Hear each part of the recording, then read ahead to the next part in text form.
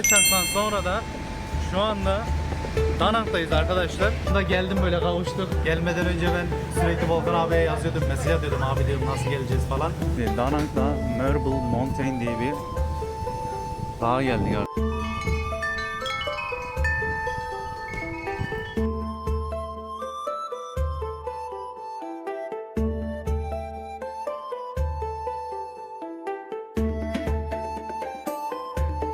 Burası Taoizm diye bir dini inanışı temsil ediyor. Budistlikten ve Hristiyanlığa kadar. Bunlardan hepsinden biraz alıntılı. Yes. Okay, great. Böyle takipçi topluyoruz arkadaşlar. Bag. This how much? Hemen yazıyor burada ablamız. Fiyatına. Oo, ne. Thank you. Ablamız bizi dövecek ya. Yes, I understand. Şeyi çekiyor, içeri çekiyor böyle al falan. Şimdi buralara toplu bir şekilde inebiliyorsunuz. Bir sonraki şehrimize geldik. Adım adım Vietnam serimizde. Bilmiyorum, yola çıkarken öyle bir seri başlattım. Adım adım Vietnam diye. Sonrasında da şehir şimdi geziyoruz. Nha Trang'dan sonra da şu anda Da Nang'dayız arkadaşlar. Hemen sizlere de nerede olduğumuzu göstereyim. Arkamızda şöyle muazzam bir Da Nang'ın denizi ve arkada hemen Da Nang Beach yazısının önündeyiz. Bugün nereye gideceğiz? Önce Volkan abimizle görüşeceğiz. Sonrasında burada bir Marble Mountain var. Marble Mountain'e gideceğiz. Orası güzel. Marble Mountain'den sonra da eğer vaktimiz kalırsa Hoi An'a gideceğiz. Hoi An'da da güzel bir yerler var. Böyle turistik yerler var. Bayağı meşhur bir yer zaten buralar.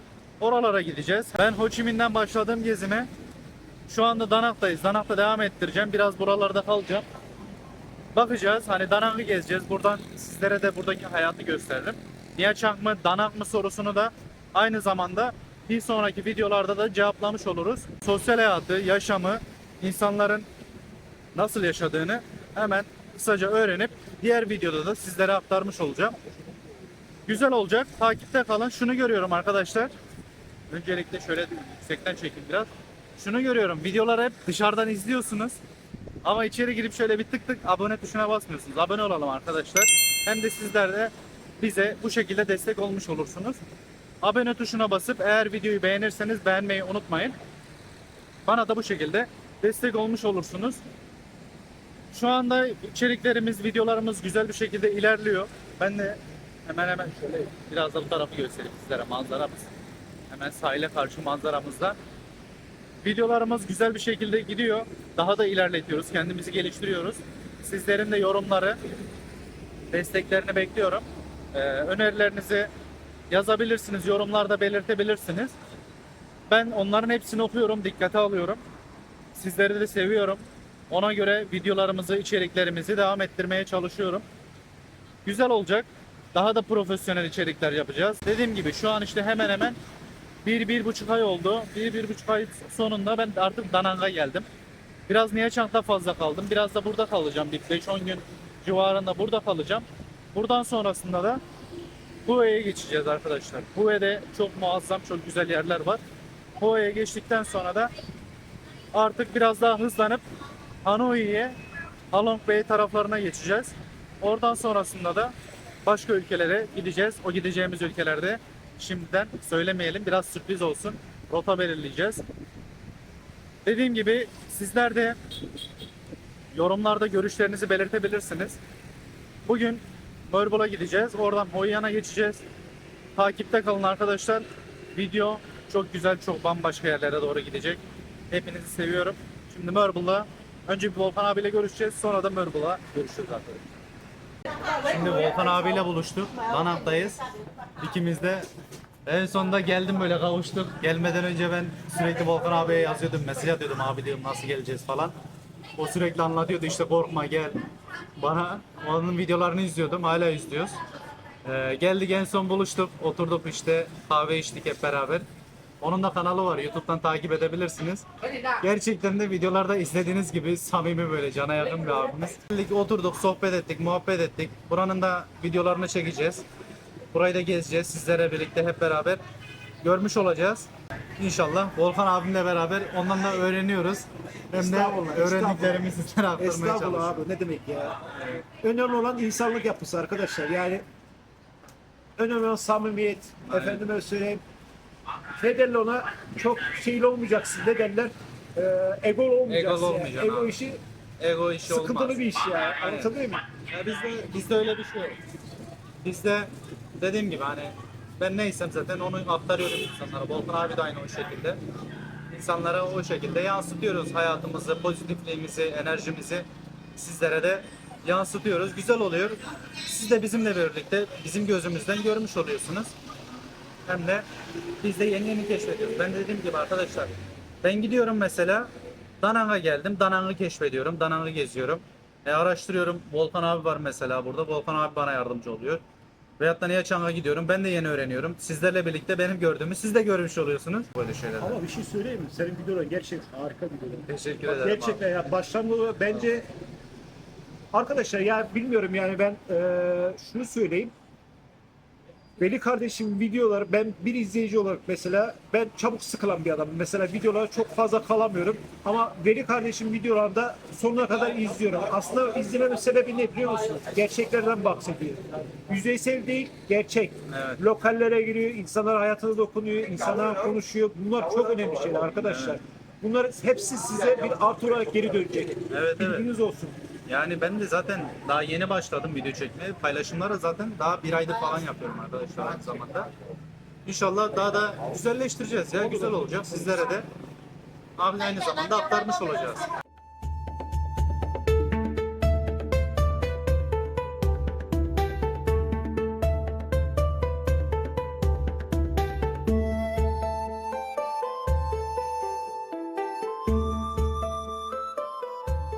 Şimdi Danang'da Marble Mountain diye bir dağa geldik arkadaşlar. Asansörle de çıkılabiliyordu. Ben hem çıkarken bir manzara göreyim dedim. Ve 15.000 Vietnam doğumluydu. Yürümek istedim. Şimdi buradan böyle yavaş çıkacağız.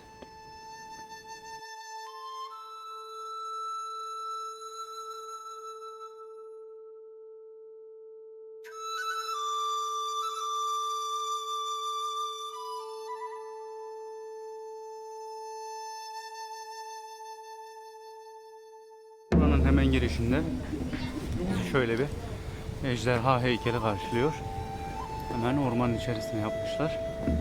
Bu şekilde güzel bir görüntü ortaya çıkmış. Şimdi yukarıya doğru çıktığımızda böyle Budistlerin ve Hinduların kendilerine ait dini tapınakları olarak da geçiyor burası. Şimdi burası aslında bu kireç taşlarından oluşmuş bir yapı. Bunun gibi 5 tane daha büyük böyle dağlar var. İnsanlar hem dini olarak buraları değerlendirerek boyutlandırmışlar, anlam kazandırmışlar. Buralar tarihi yapı açısından da önemli şeyler.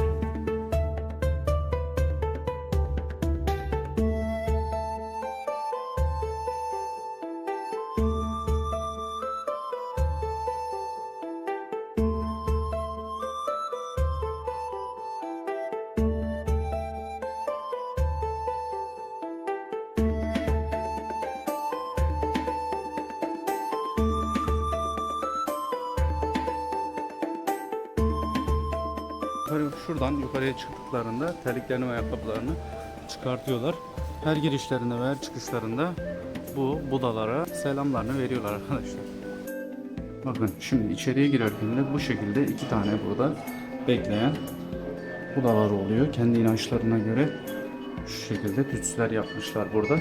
Bir tarafta girerken bakın bu Buda'nın yüzüne bakın şimdi gülümsüyor. Burası muhtemelen iyiliği temsil ediyor. Ya sol tarafında da bakın ifadesine bu da muhtemelen kötülüğü simgeliyor diye bunu da bu şekilde yapıyorlar.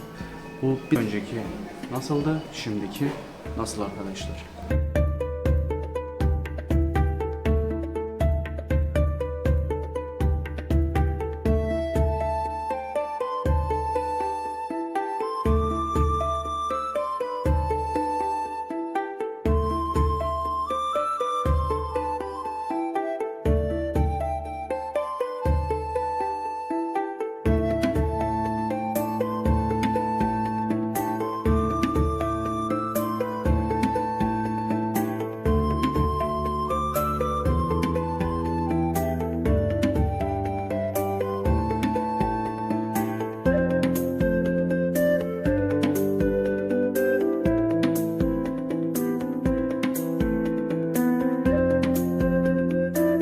Bir tane ejderha denizin içerisinden çıkıyor ve buraya yumurtluyor arkadaşlar. Ondan sonrasında o yumurtladığı yumurtanın içerisinden bir tane kızın çıktığına ve o kızın da buradaki 5 tane tepeleri inşa ettiğine inanıyorlar. İnsanlar geliyor burayı hem ziyaret ediyorlar turistik amaçlı şu anda da hem de kendi dini ritüeller açısından da çok önemli bir yer olarak göz önünde bulunduruyorlar buraları. Gelebilirsiniz ama biraz yorucu olabilir. Biraz da kaygan zeminler mevcut. Dediğim gibi şu şekilde küçük küçük bir dağın üzerine yapmışlar. Umarım inşallah siz de burayı beğenmişsinizdir. Benim çok hoşuma gitti burası. Baya böyle güzel yani. Görsel açıdan da güzel görünüyor. Şimdi yukarıya doğru tekrardan buradan çıkalım. Buranın girişi 40.000 Vietnam dongu. Eğer asansörle çıkmak isterseniz yukarıya 15.000 Vietnam dongu daha vermeniz gerekiyor. İlk bir yamaçtan kireç taşlarından oluşmuş bir yapıt burası. Bu şekilde görünüyor. Buralarda insanlar geliyor, dualarını ediyorlar. Biz de ona göre saygılı bir şekilde geliyoruz, geziyoruz, davranıyoruz. Bu şekilde ormanların altına saklanmışlar. Buradan yine bir giriş var. Ama girmiyoruz. Tehlikeli olabilir. Çünkü herhangi bir ışık da yok. Bekleyen bir görevli de yok burada şu anda. Buraya girmiyoruz.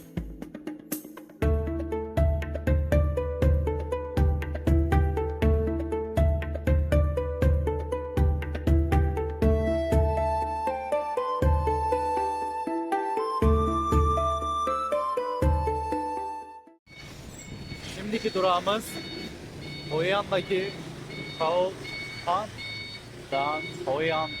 Arkadaşlar bu isimleri okumak biraz zor oluyor ya. Şimdi buradaki tapınağa geldik. Burası Budeizm diye bir dini inanışı temsil ediyor. Şimdi içeriye giriyoruz. Burada günde 4 kere ibadetlerini yapıyorlarmış. Bu Budistlikten ve Hristiyanlığa kadar bunlardan hepsinden biraz alıntılı şeklinde yapmışlar. Hemen şöyle arkamda sizlere göstereyim görselini. Buradaki her bir simgenin, her bir taşın ayrı ayrı anlamı varmış. Burada şu anda çok fazla kimse yok. Burası genelde zaten günlük dini ibadetlerde kullanılan bir yer.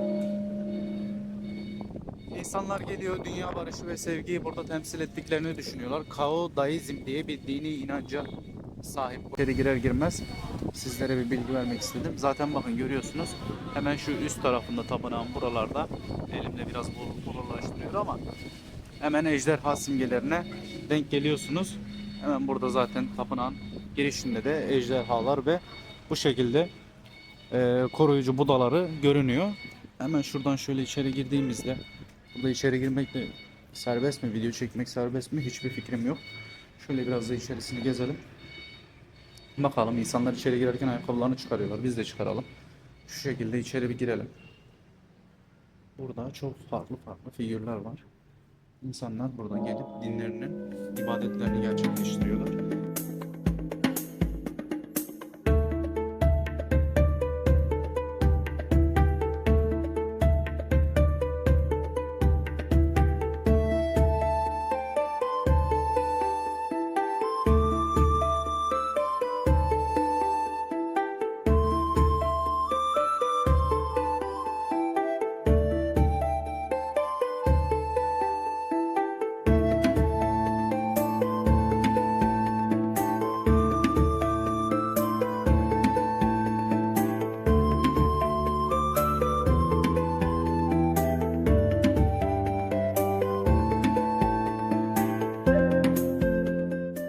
Balık var.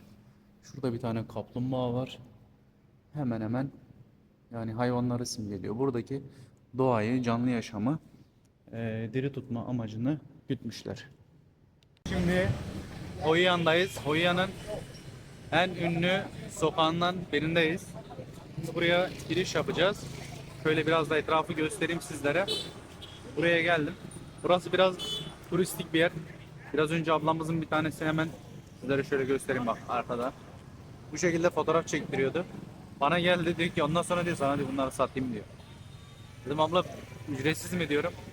Yok ücretsiz değil diyor. Ücretsiz değilse biz almıyoruz arkadaşlar. Şimdi bu sokağa bu caddeye gireceğiz.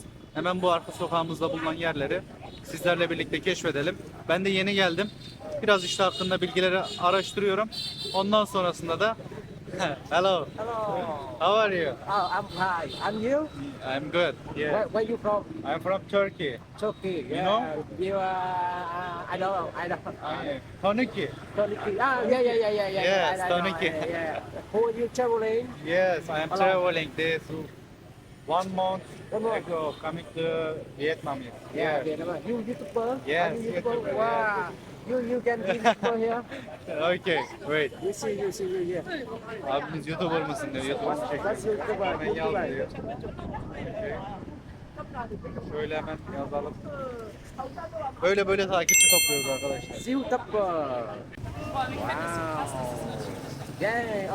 Okay. Böyle takipçi topluyorum arkadaşlar. Yeah. Vietnam'da. Nice to meet you. Nice to meet you. What's your name? My name Chong. Chong. Chong. Yeah. Chong. Chong. Me, I'm Atakan. Mazaka, yeah. Yes, Yeah, Atakan. Atakan. Yes. Oh. Yes, nice to meet you. Okay. Okay, I'm going. How many times come to Hội An? One day, I'm going to Da Nang. Da Nang. Yeah. Yes, one yes, day. yes. Come back to Da Nang. Yeah, one day. Yes, one day. Oh, okay. Yeah. Okay. Okay. Nice to meet you. Thank you. Bye bye. Evet, gördüğünüz gibi abimiz geldi. Böyle artık toplamaya başladık arkadaşlar. Bu şekilde sayımızı yükseltiyoruz. Hemen YouTuber mısın diyor. Video çekmeye başladığımı görünce. Evet dedim ben de. New YouTuber. Şimdi soruyorlar bazen, diyor ki bakıyor böyle, diyor ki acaba diyor 1 milyon takipçisi falan mı var diyor. Ondan sonra bakıyor. Kaç takipçim var? 370. Şu anda 370 kişi olduk. Evet. 370 kişi olduk bir ayda. Bir ayda güzel bir rakam gibi geliyor. Şimdi burada Hoi An'la geziyoruz. Burası biraz daha turistik bir yer. Buradan hiçbir şey almayacağız tabii ki de. Yine çok güzel şeyler var. Çok güzel seramikler var. Ürünlerini satıyorlar burada aynı zamanda. Buraya gelelim, bir gezelim istedim. Hem de bir bakalım etrafa. Normalde dediğim gibi turistik yerlere, şimdi buranın bir de arka sokakları var. Şimdi gidemiyorum çünkü saat biraz da geç olmaya başladı. Yetişebilirsek gideceğim. Ama ben normalde buraya geldiğimde arkadaşlar bir gün burada kalmayı düşünüyordum. Alamadım. Geç geldim. Şöyle saat böyle 3 gibi falan geldim. Biraz da çok fazla rüzgar esiyor. No thank you. Biraz da rüzgar esiyor. Hava rüzgarlı. Ondan sonra hava rüzgarlı olunca da biz de çok fazla dışarıya çıkamadık. Hemen şöyle arkamdaki ibadethaneyi, tapınakları da gösterelim. Renkli renkli buralar, dediğim gibi biraz eskitme yapısı var. Biraz da etrafı göstererekten konuşayım sizlere. Yani normalde ben böyle çok konuşunca sıkılabiliyorsunuz ama ne yapalım arkadaşlar, biraz da bilgi vermek istiyorum. Böyle tatlış köpeklerimiz var arkadaşlar, hemen burada. Biraz önce geldiler. I know what that word means. Şu rüzgardan bir türlü kurtulamadık. Hemen tapınakları çok fazla gezmeyeceğim arkadaşlar. Çünkü biraz öncekini gezdik. O başka bir din tabi. Tapınak geziyormuş gibi oluyoruz biraz da. Burada güzel çantalar var. Hediyelik eşyalar var. Hemen çift taraflı. Buradan da bakalım hemen. Yani turistik bir yer zaten. Biz buranın biraz daha lokal bir kesimine gitmeyi düşünüyordum ben. Şimdi burada bir rota belirledim arkadaşlar. O rota üzerinden gitmeyi düşünüyorum. Ama burada bak güzel böyle dükkanlar var. Biraz salaş mekanlar olarak duruyor. Zaten lokal mekanlar, salaş mekanlar hemen hemen giyim kıyafet üzerine kurulmuş bir turistik bir bölge olmuş burası artık. Güzel mi? Güzel ürünleri. Yani bazı yerlerde kültürel, yöresel ürünler satıyorlar. Hemen farklı çeşitler zaten. Çoğu turistik bölgede bunları görebilirsiniz. Bunların fiyatlarına bakalım mı? Üstlerine yazıyor mu? Hemen şurada şöyle çantalarımız var. Fiyatları üstünde yazmıyor gibi. Hello. Fiyatların üstünde göremedim bunları. Çok fazla. Ama muhtemelen yine turistik bir bölge olduğu için pahalı olabilir. This is bag how much? Yes. Hemen içeri girelim. Şöyle ablamız bir fiyat performans bakalım hemen fiyatlarına. Üstlerinde yazıyorsa sizlere de bilgisini vermiş olurum. Hemen burada girdiğimizde ne diyor? 45 litrelik 1 litrelik bir çanta. Bunun fiyatı yazıyor mu üstünde? This is how much? This one.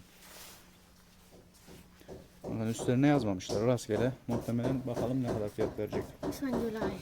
This one? Yes, this one. This one different color. Yes. How much? color? This here.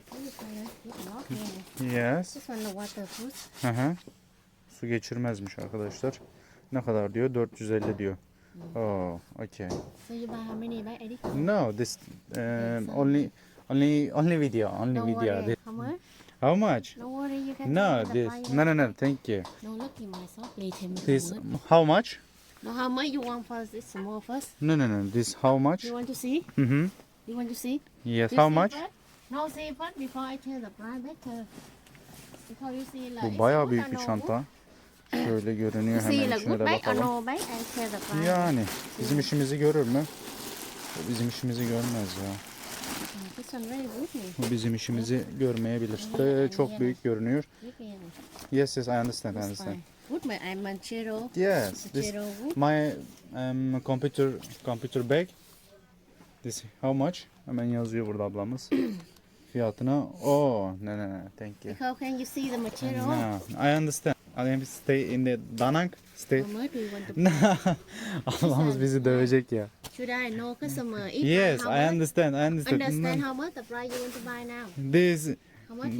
Danang stay the bazaar. The Nang different, the outside. Yes, and me. the outside different. Yes, I know. Outside the high quality, price higher than the Nang. Yes, I know. You This. know how tell me the price. How much for this?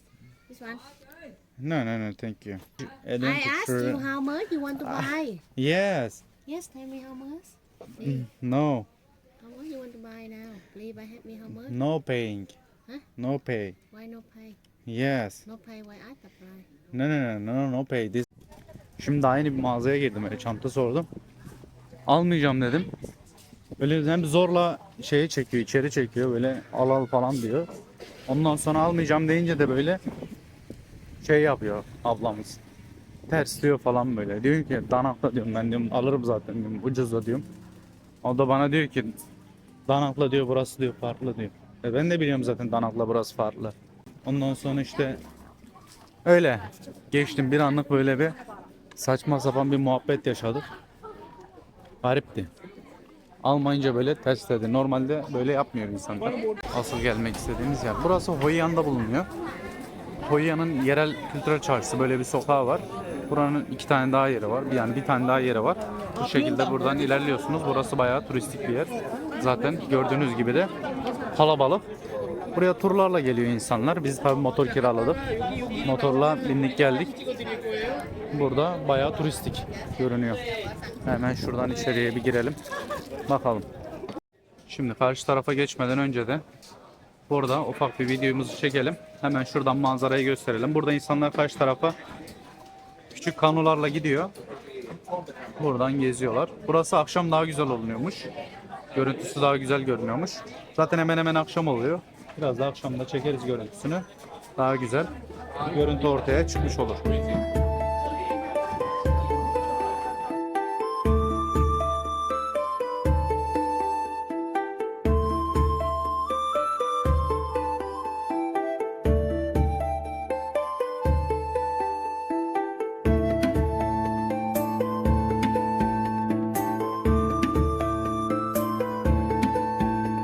Burası UNESCO Dünya Mirası listesine alınmış Hoi An şehri.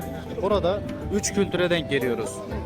Çinlilerin, Japonların ve Vietnamlıların kültürlerine denk geliyoruz. Burada bulunan şu gördüğünüz köprü 2 mahalleyi birbirine bağlıyor. Bu köprünün altında bir tane ejderhanın yaşadığına inanıyorlar ve bu ejderhanın da depremlerden koruduğunu, böyle sel felaketlerden koruduğuna inanıyorlar. Bunlar buraya geliyor. Burada aynı zamanda şu şekilde kanolarla turlar yapıyorlar. Burada akşam muazzam bir görsel meydana geliyor. Burada her ışık, her bir dilek, her bir simge farklı farklı iyilik, güzellik ve sevgiyi temsil eden bir sürü simgeler oluşturmuşlar. Hemen buraya geldiğinizde zaten bu şekilde kanolara siz de binebilirsiniz. Burada aşırı derecede bir turist yoğunluğu var. Bayağı kalabalık bir yer. Şu an sezonunun dışında olmasına rağmen, yani yağmur sezonu olmamıza rağmen burada yine de bir kalabalık mevcut. Buraya insanlar turlarla geliyor. Sizler de buraya geldiğinizde hemen burada fotoğraflar çekinebilirsiniz. İnsanlar zaten burada hemen gördüğünüz gibi fotoğraflarını çekiniyorlar. Şimdi buraya geldiğinizde ben tabii tek başımayım. Birini bulursam arkadaşlar çektiriyorum fotoğraf. Bulamazsam artık kendim ufak tefek fotoğraflar çekmeye çalışıyorum. Hemen burada gördüğünüz gibi kanunlara binebiliyorsunuz. Buraya geldiğiniz zaman sizler de bu kanunlara binebilirsiniz.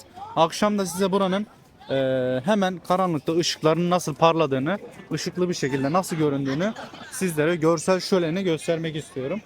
Normalde burada akşama kadar kalmayacaktım ama o görseli sizlere de yansıtmak istiyorum. Buraya geldiğinizde bir tane fener alabilirsiniz. Akşam burada herkesle beraber, insanlarla beraber sizler de dileklerinizi uçurabilirsiniz. Şu arka tarafta yine bir pagodalar var. Burada değişik farklı mimarileri görebilirsiniz. Sizler de Danang'a geldiğinizde buraya gelmeyi, uğramayı unutmayın arkadaşlar. Şimdi buraya nasıl gelebilirsiniz? Buraya bir motor kiralayarak gelebilirsiniz. Buraya geldiğinizde turlarla da gelebilirsiniz. Genelde insanlar bisiklet falan da kiralıyorlar. Şimdi burada geldiğinizde akşam daha güzel bir görseli var buranın. Buraya her yerde şimdi ışıklar yanacakmış. Öyle söylediler. Şimdi buraya geldiğinizde sizler de şu manzaranın tadını çıkartabilirsiniz. Danang'a geldiğinizde bu yana uğramayı unutmayınız. Gerçekten de ben baktığımda görsellerdeki gibiymiş. Yani daha da güzel olacağını inanıyorum. Akşamları. Şu kayıkların fiyatları ne kadar aslında onları merak ediyorum. Onları da bir sorabiliriz. Hemen gelelim fiyatlarına bir bakalım. Fiyatları ne kadarmış? 170 bin dong diyor arkadaşlar. 20 dakikası 170 bin dong diyor. 3 kişilik şeye binebiliyorsunuz. Bir de 4-5 kişilik var. Bu da 220 bin dong diyor. Yani maksimum bu şekilde farklı fiyatları bulunuyor. Bu 170 bin nokta ne kadar yapıyor? Hemen yukarıya fiyatlarını yazarım. Burası bir önceden liman şehriymiş.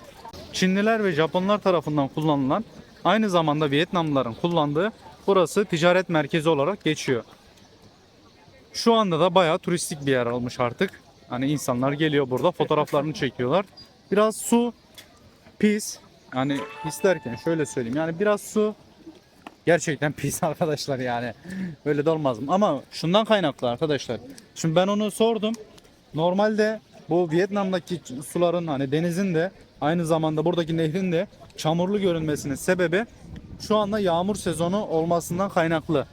Normalde yağmur sezonundan çıktığımızda bu sular daha da güzel, temiz bir şekilde geliyormuş. Çamurlu suyun sebebi bu yüzdenmiş.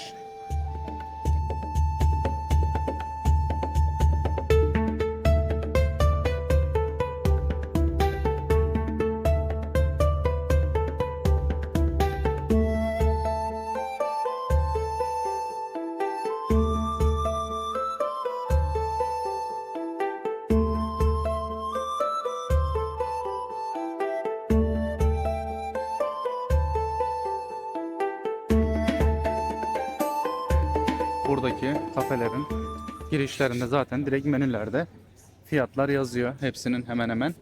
Sizler de gelip buradaki menüleri alabilirsiniz. Hemen gördüğünüz gibi farklı mekanlarda farklı yiyecek içecekler var. Ben şu fiyatlara bakalım ya. Biraz turistik bir bölge. Pahalı mı yoksa uygun mu? Hemen biz de bir göz atalım. Ama gerçi pahalıymış arkadaşlar.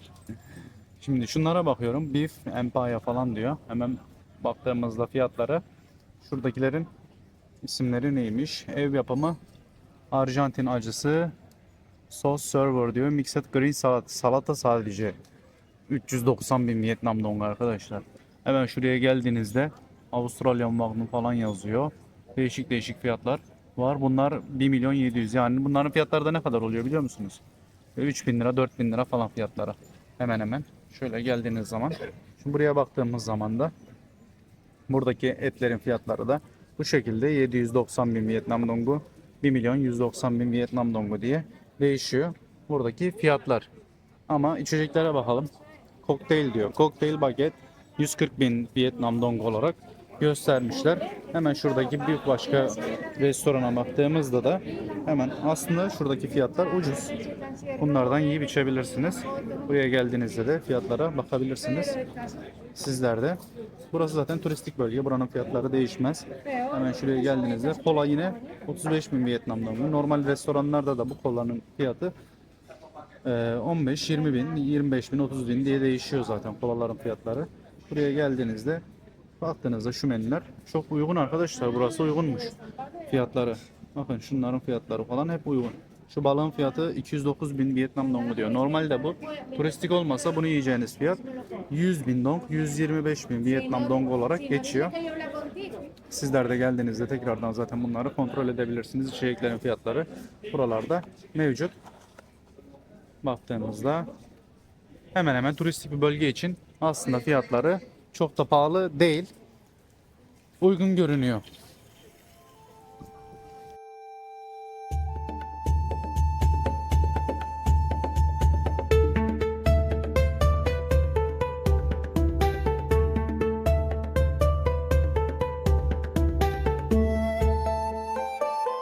Akşam manzarası daha güzel görünüyor buranın. Işıklar yanıyor. Gündüz de söylediğim gibi bunların her biri ayrı ayrı şeyleri simgeliyor. Şu karşı tarafta gördüğünüz yer ada parçası.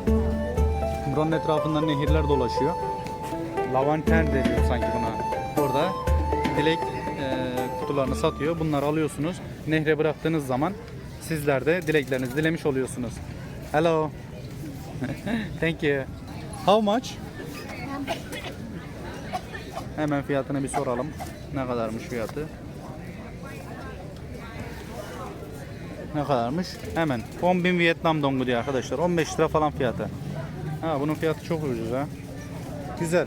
Şimdi ben birazdan döneyim, geleyim buraya. Burada ablamızdan alalım tekrardan. Hemen bize denize demişim. Biz de nehre bırakalım. Şimdi burası da gece pazarı olarak geçiyor. Bak. Bu abilerimiz korna çalmıyor. Bip bip diye ağızlarından. Bip bip diye ses çıkarıyor. Burada da gece pazarı var. Burası night pazar olarak geçiyor Hoi An'ın. Hemen burada da hediyelik eşyaları gelip satın alabilirsiniz. Üstlerine fiyatları yazmamışlar arkadaşlar. Buraya geldiğinizde bunlara dikkat edin. Yani buraya geldiğinizde buna kesin dikkat edin. Üstlerinde fiyat yazmıyor. Bunların üstlerine şimdi görüyorsunuz mesela. Bunlar hemen sizi gördüğünde bir hesap makinesi getiriyor yanında. Sana bir fiyat veriyor. Ondan sonra o fiyatlardan da şey yapıyor böyle. Pahalı olan fiyatı yazıyor. Sonra sana diyor ki ben almayacağım deyince de hangisini seçiyorsun diyor. Burada bu şekilde insanlar biniyor. Buradan sıraya geçiyorlar. Biletlerini alıyorlar. Buradan biniyorlar. Sonrasında bip bip diye geziyorlar arkadaşlar. Fotoğraflarını çekiniyorlar.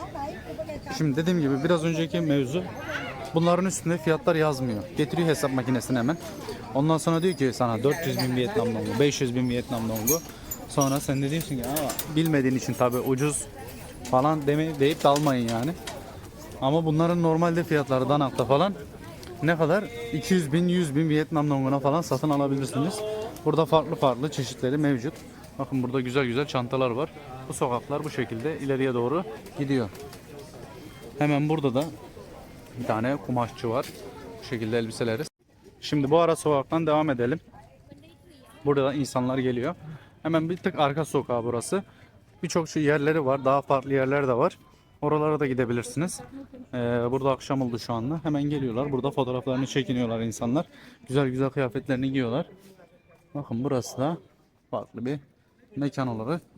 Hemen içeriden bakalım. Şu şekilde biblolarını yapmışlar. Burada eski tarihi kalıntıları yansıtmaya çalışmışlar. Dediğim gibi burası önceden Çinlilerin, Japonların ve Vietnamların ticaret merkezi olarak geçtiği için yapıtlar var. Bunlar çok eski tarihi yapılar arkadaşlar. Yani bunların yapımları 1900'lere, 1926, 1925 tarihlerine falan dayanıyor. Bu binaların yapımları. Aynı zamanda burada bakın bu şekilde gördüğünüz gibi takım elbiseci kumaşçılar da mevcut. Hemen yan tarafına da geçtiğimiz zaman kadın giyim buralarda var. Hemen kumaşlardan dikmişler. İçeride kendi kumaşları var muhtemelen. Burada dikiyorlar. Ondan sonra satışını burada gerçekleştiriyorlar. Kendileri dikip kendileri satıyorlar arkadaşlar. Hemen sizin bir gününüzü alabilir burada gezmek. Zaten keyifli. Gelirsiniz hem yemek yersiniz. Hem de akşam burada olursanız daha iyi olur sizin için. Böyle akşam vakti geldiğinizde akşam ışıkları da görmüş olursunuz.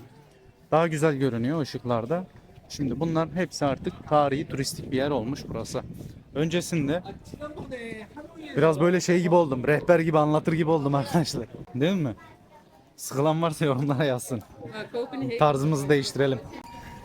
Ya ne yapayım? Biraz şeye giriyorum böyle moda girdiğim zaman, anlatmaya başladığım zaman böyle Sanki ders anlatırmış gibi oluyor. Biraz tarihi yere geldik. Halledeceğiz. Alışmaya çalışıyorum. Hemen buralarda bakın insanlar oturuyor, takılıyorlar. Biraz da böyle şey geliyor. Sizlere daha bilgilendirici anlatmak için bu şekilde böyle sürekli detaylı konuşuyorum. Sizler de benimle beraber geziyorsunuz. Bir tane fotoğraf çekinemedim ya doğru düzgün. Bir tane fotoğraf çekinseydim güzel olurdu. Güzel görünüyor. Burada güzel kumaşlar varmış ya. Buradan bir takım elbise şekli yapsak mı, ne yapsak? Nerede giyeceğim ama? Öyle bir şey de var. Bir şey alacağım zaman abi dedim, ben bunu nerede kullanacağım ki? O moda giriyorum böyle. Buraları gezdiğim zaman çok hoşuma gidiyor. Almak da istiyorum.